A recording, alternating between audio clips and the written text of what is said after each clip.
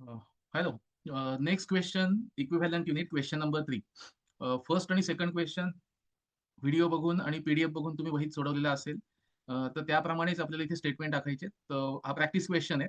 त्यामुळे step by step फक्त मी fast थोडंसं दाखवत जातो.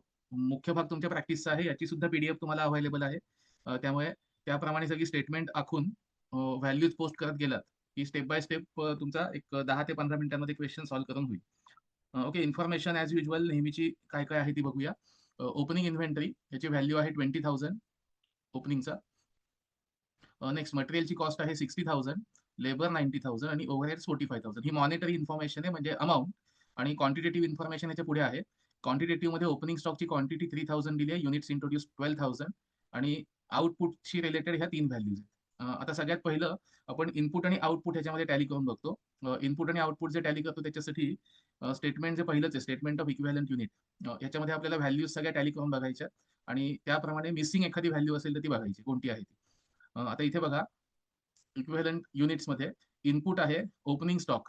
ओपनिंग इन्व्हेंटरी इनपुट दिसते 3,000 आणि युनिट्स इंट्रोड्यूस्ड आहे 12,000. म्हणजे टोटल आपल्याकडे 12 प्लस 3 15,000 एवढा स्टॉक इनपुट आहे. म्हणजे एकूण 15,000 युनिट्स आपण प्रोसेसिंगसाठी यूज केली आहेत. या 15,000 पैकी आपण मेथड पुन्हा इथे आधीची आहे तीच यूज करतो. मेथडचं नाव मी मुद्दाम इथे परत एकदा लिहून ठेवतो. मेथडचं नाव आपण आता इथे घेतोय फिफो. सो फिफो मेथड याच्यामध्ये आधीचा जो स्टॉक असेल, गेल्या महिन्यातला जो इनकम्प्लीट स्टॉक, तो आधी आपण पूर्ण करतो. त्यामुळे इनपुट जो 3,000 होता तोच यावर्षी आधी प्रोसेस होणार, जुना स्टॉक. आणि त्यानंतर जो ऍडिशनल प्रोसेस स्टॉक होईल तो नवीन युनिट्स पैकी होईल. त्यामुळे 3,000 ओपनिंग स्टॉक जो होता तोच आउटपुटला सगळ्यात पहिल्यांदा येईल प्रोसेस म्हणून. त्यानंतर आपण क्लोजिंग स्टॉक आधी लिहून घ्यायचं. क्लोजिंग स्टॉकची क्वांटिटी आहे 4,000 आणि नॉर्मल लॉस आता दिलेला होता 500. नॉर्मल लॉसची क्वांटिटी इथे घ्यायची 500. आता हे 3,000 नंतर 500 आणि 400 ह्या व्हॅल्यूज आपल्याला मिळाल्या. 3,000 नंतर 500 आणि 4,000 की बॅलन्सिंग फिगर जी येईल ती युनिट्स इंट्रोड्युस्ड अँड कम्प्लिटेड मध्ये घ्यायची. जसं आपण आधीच्या फर्स्ट आणि सेकंड क्वेश्चनला केलं होतं सेम तसंच करायचंय. एकूण आउटपुट आपला जो असेल तो आउटपुट इथे मॅच होतो. आता परत एकदा ह्या व्हॅल्यूज प्रमाणे बघूया. आपला आउटपुट इथे दिला होता 10,500, 10,500 एवढा आउटपुट दिलाय. त्या 10,500चं बायफर्केशन कसं बघूया. 10,500 पैकी आपल्याकडे ओपनिंग स्टॉक होता 3,000 आणि ऍडिशनल युनिट्स आपण 12,000 एवढी प्रोसेसिंगला घेतली. म्हणजे एकूण आपल्याकडे अवेलेबल झाली 15,000. आता ह्याच्यापैकी फिनिश गुड्स मध्ये जी कन्व्हर्ट झाली, फिनिश गुड्स मध्ये कन्व्हर्ट आकडा इथे मी मार्क केलाय 10,500 आहे. मग 10,500 एवढी फिनिश गुड्स मध्ये जी कन्व्हर्ट झाली त्याच्यापैकी 3,000 हा ओपनिंग स्टॉकच होता, तो आपण प्रोसेस केला. आणि राहिलेली जी 7,500 येत आहेत ही युनिट्स आपण याच महिन्यामध्ये इंट्रोड्यूस केली आणि याच महिन्यामध्ये कंप्लीट केली. त्यामुळे ह्याला आपण म्हणायचं न्यूली इंट्रोड्युस्ड गुड्स. असे मिळून टोटल 10,500 झाले. त्यामुळे फिफो मेथड प्रमाणे जुना स्टॉक आधी प्रोसेस झाला असं गृहीत धरायचं आणि नवीन आलेला स्टॉक त्याच्यानंतर आपण प्रोसेसिंगसाठी घेतला. त्याप्रमाणे 3,000 आणि 7,500 असं बायफर्केशन येतं. तसं इथे 3,000 आणि 7,500 हे दोन्ही आकडे इथे घेतलेले आहेत. हे लिहून झाले की त्यानंतर आता पुढचं आपलं जे पोस्टिंग येईल सगळं.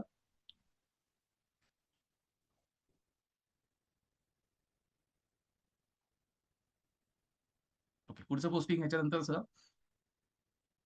इनपुट आणि आउटपुट कॉलम लिहून झाल्यानंतर डिग्री ऑफ कम्प्लिशन जेवढी दिलेली असेल, डिग्री ऑफ कम्प्लिशन बघूया. ओपनिंग इन्व्हेंटरी ह्याच्यासाठी 30% कम्प्लिटेड असं दिलंय. मग 30% गेल्या महिन्यामध्ये कंप्लीट झालं होतं. या महिन्यामध्ये आपण कंप्लीट किती करणार आहे तर 70%. त्याप्रमाणे इथे डिग्री ऑफ कम्प्लिशन 70% घेतलेलं आहे ओपनिंग स्टॉकसाठी. दुसरं युनिट्स इंट्रोड्युस्ड अँड कम्प्लिटेड, म्हणजे ही 7,500 आपण जी घेतोय ती इंट्रोड्युस्ड आणि कम्प्लिटेड 100% येणार आहे, कारण याच महिन्यामध्ये त्यांचं पूर्णपणे प्रोसेसिंग झालंय. त्यामुळे कम्प्लिटेडला कायम इथे 100% येणार. या महिन्यातली युनिट्स होती ती. नॉर्मल लॉस विदाउट प्रोसेस आपला लॉस आहे, त्यामुळे ह्याला कायम 0% येणार. आणि क्लोजिंग स्टॉकसाठी इथे मेन्शन केले, क्लोजिंग स्टॉक 4,000 क्वांटिटी दिली आहे आणि ह्याच्यापैकी 60% कम्प्लिटेड असं म्हटलंय, 60% कम्प्लीट. त्यामुळे 60% मटेरियल, 60% लेबर आणि 60% ओव्हरहेड्स असं इथे कम्प्लीट झाले. तिन्हीचे 60% आपल्याला कॅल्क्युलेट करायचे. आता हे पर्सेंटेज आधी लिहून घेतल्यानंतर त्याची इक्विव्हॅलंट युनिट्स काढायची. इक्विव्हॅलंट युनिट काढण्यासाठी आपण फक्त आउटपुटचा कॉलम इथे यूज करतो.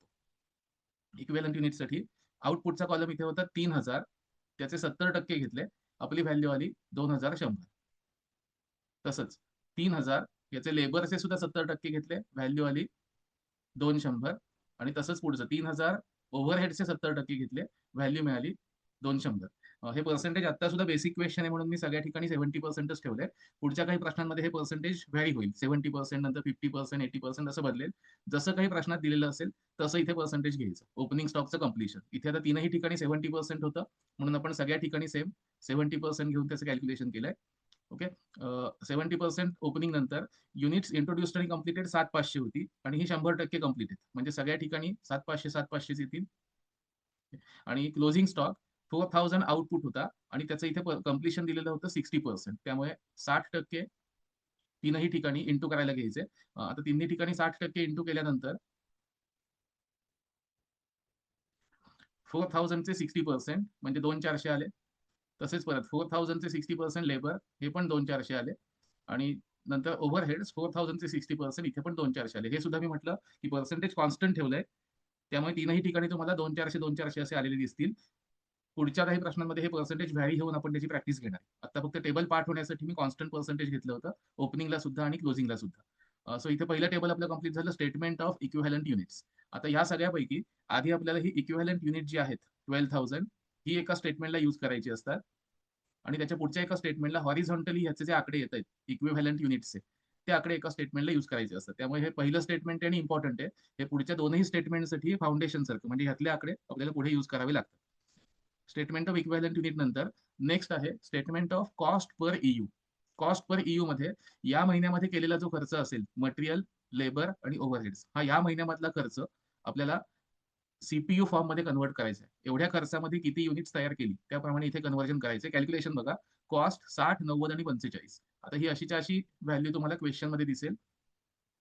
क्वेश्चन मध्ये मटेरियल कॉस्ट आहे 60,000, नंतर 90,000 लेबर कॉस्ट आणि 45,000 ओव्हरहेड्स असे दिसत आहेत. आणि त्या खर्चाला इथे मी जे गोल केलेत मटेरियलची EU किती आहेत, लेबरची EU किती आहेत आणि ओव्हरहेडची 12,000 इक्विव्हॅलंट युनिट याने फक्त डिवाइड करायचं. आपल्याला कॉस्ट मिळेल 5, 7.5 आणि 3.75 असे आकडे इथे मिळतील.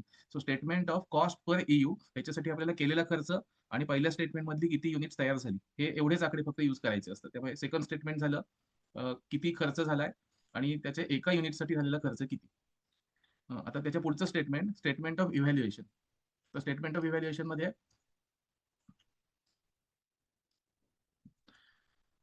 मटेरियल, लेबर आणि ओव्हरहेड्स याची प्रत्येक कॅटेगरी वाईज किती किती युनिट्स कंप्लीट झाली होती ती आपल्याला इथे घ्यायची आहे. तर मटेरियल, लेबर आणि ओव्हरहेड्स याचं बघूया. Opening inventory process. आता इथे जे 3 हेड्स आहेत ओपनिंग इन्व्हेंटरी, कंप्लीटेड युनिट्स आणि क्लोजिंग इन्व्हेंटरी अशीच्या अशी हेड्स आपल्या इथे दिसत आहेत. ओपनिंग इन्व्हेंटरी, युनिट्स इंट्रोड्यूस म्हणजे या महिन्यात प्रोसेस कंप्लीट झालेली युनिट्स आणि क्लोजिंग स्टॉक या 3 कॅटेगरीमध्ये हॉरिझॉन्टली आपल्याला व्हॅल्यूज घ्यायच्यात. तर सगळ्यात पहिलं फक्त मी इथे दाखवतो, सेकंड थर्ड त्याच्याप्रमाणे कॅरी फॉरवर्ड होईल. ओपनिंग स्टॉक पैकी मटेरियल, लेबर आणि ओव्हरहेड्स याची प्रत्येकी 2,100 एवढी युनिट्स कंप्लीट झालीत, इक्विव्हॅलंट युनिट्स. त्याप्रमाणे इथल्या स्टेटमेंटला आपल्याला दिसेल की मटेरियल, लेबर आणि ओव्हरहेड्स इथे आपल्याला 2,100 असे घेतलेले दिसत आहेत ऍज पर स्टेटमेंट नंबर 1. तुम्हाला त्या स्क्रीनवर दोन्ही एकाच वेळेला दिसतंय. मटेरियल, लेबर, ओव्हरहेड्स आणि ओपनिंग इन्व्हेंटरी प्रोसेस इथे 2,100 घेतले. ह्याची सीपीयू स्टेटमेंट नंबर 2 मधले हे जे तिन्ही आकडे होते ती सीपीयू इथे घेतली आहे आणि त्याला मल्टिप्लाय करून आपल्याला इथे व्हॅल्यू मिळेल. सो 2,100 ला इंटू 5 करायचे, व्हॅल्यू येईल 10,500. तसंच पुढच्या 2,100 ला इंटू 7.5 केले की व्हॅल्यू 15,750. याप्रमाणे इथल्या इंडिव्हिज्युअल सगळ्या व्हॅल्यू काढायच्या. आता अशीच ह्या तिन्हीची टोटल घेतली की 34,125 असं अमाऊंट मिळालं. याचा अर्थ काय की ओपनिंग स्टॉक जो इनकम्प्लीट होता तो कम्प्लीट प्रोसेस करण्यासाठी आपल्याला 34,125 34,125 एवढा खर्च झालाय. त्याच्या पुढचा पार्ट आहे कम्प्लिटेड युनिट्स. कम्प्लिटेड युनिट्ससाठी आपल्याला इथे इक्विव्हॅलंट युनिट दिसत आहेत EU 7,500 म्हणजे ही युनिट्स आपण या महिन्यामध्ये इंट्रोड्यूस केले आणि याच महिन्यामध्ये ती कंप्लीट पण झाली. तर 7,500 आपल्याला इथे घ्यायचे आणि सीपीयू इथे ठरलेली आहे 5, 7.5 आणि 3.75. त्याप्रमाणे इथे दिसतंय 7,500 युनिट्स मटेरियलची, लेबरची आणि ओव्हरहेडची आणि ह्याला सीपीयू ने मल्टिप्लाय करायचं. आकडे मिळतील 37,500, 56,250 आणि 28,125 असे तिन्हीचेही आकडे मिळत आहेत तुम्हाला. 7,500 इंटू 5 म्हणजे 37,500 येतील. तसेच सेकंड आणि थर्ड आणि ह्या सगळ्याची टोटल येईल 1,21,875. याचा या महिन्यामध्ये आपण ज्या वस्तू रॉ मटेरियल मधून फिनिश गुड्स मध्ये कन्व्हर्ट केल्यात त्या वस्तूंचा एकूण खर्च आहे 1,21,875.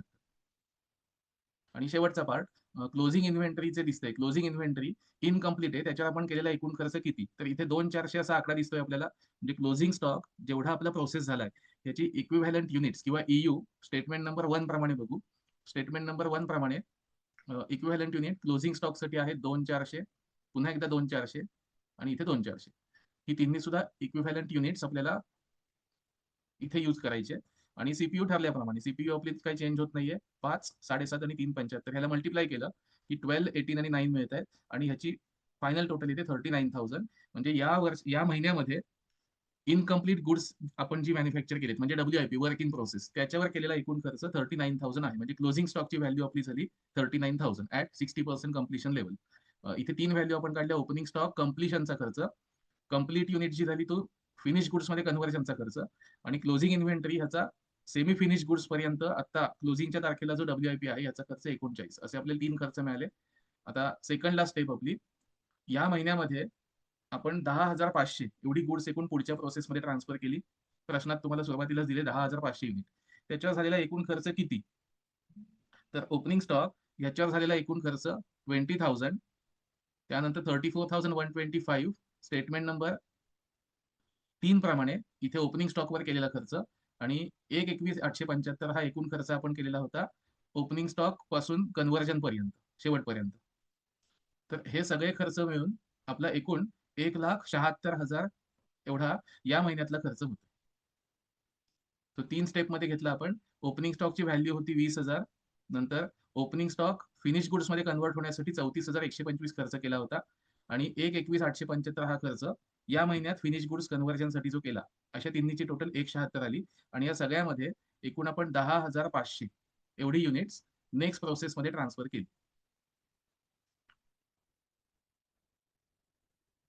आता हेच आपल्याला फायनल स्टेप म्हणजे प्रोसेस अकाउंट मध्ये दाखवायचंय. प्रोसेस अकाउंटला आता क्वेश्चन समोर ठेवल्यात की तुम्हाला सगळ्या व्हॅल्यू त्याच्याप्रमाणे दिसत जातील.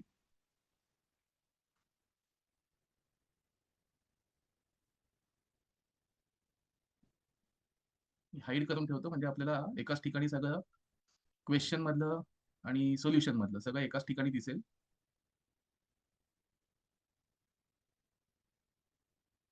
ओके, आता क्वेश्चन प्रमाणे बघा.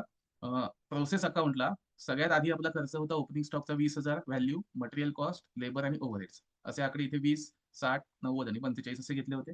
याच्यापैकी क्वांटिटी कुठे कुठे ऍप्लिकेबल होती? ओपनिंग स्टॉकचे 3,000 इनपुट होते आणि ऍडिशनल मटेरियल आपण 12,000 इंट्रोड्यूस केलं होतं. याची सीपीयू जशी इथे दिली आहे त्याप्रमाणे डिवाइड करून आपण घेतली. 20,000 डिवाइड बाय 3,000 इथे येत आहे आणि याची व्हॅल्यू आपल्याला दिलेलीच आहे.